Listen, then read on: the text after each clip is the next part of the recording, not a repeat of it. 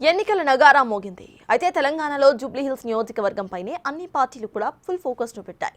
ఇప్పటికే అభ్యర్థిని ప్రకటించి బీఆర్ఎస్ రేసులో ఉండగా కమలం, హస్తం పార్టీలు తమ గెలుపు గుర్రాలను ప్రకటించే పనిలో పడ్డాయి.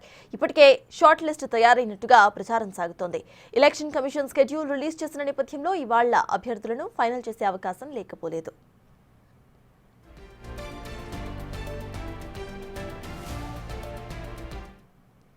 తమ అభ్యర్థిని ప్రకటించి ప్రచారం నిర్వహిస్తోంది బీఆర్ఎస్, కాంగ్రెస్ పార్టీ.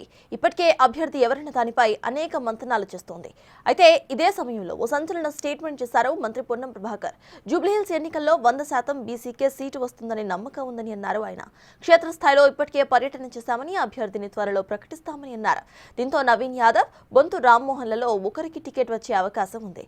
సానుభూతి పేరిట మాగంటి గోపీనాథ్ సతీమణికి బీఆర్ఎస్ టికెట్ ఇచ్చింది.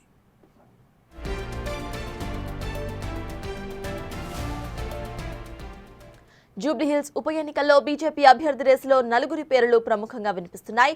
జూటూరు కీర్తిరెడ్డి, వీరపనేని పద్మ, లంకాల దీపక్ రెడ్డి రేసులో ఉన్నారు. అయితే ఇవాళ బీజేపీ తెలంగాణ రాష్ట్ర ఎన్నికల కమిటీ సమావేశం కాబోతోంది. జూబ్లీహిల్స్ ఉప ఎన్నికకు అభ్యర్థిని ఈ సమావేశంలో ఖరారు చేయబోతోంది.